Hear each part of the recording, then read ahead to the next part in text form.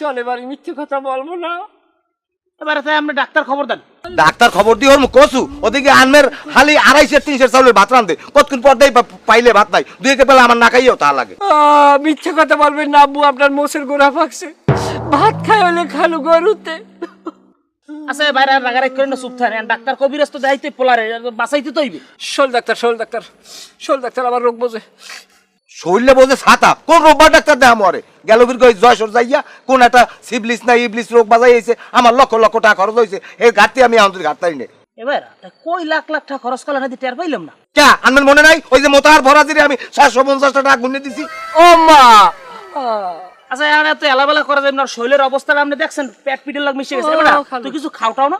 ও খালু কিছু খাই রাখতে পারি না তো বাবা, খাও পয়সা নষ্ট হইলে বসে। এবার তারপরে আমের জুস টুস তো করে দিতে পারেন, এই খাও। ও খালু আপনি কারণ আমের জুস এক প্যাকেট সিগারেট এই পর্যন্ত পাই না। শুনছেন কথাবার্তা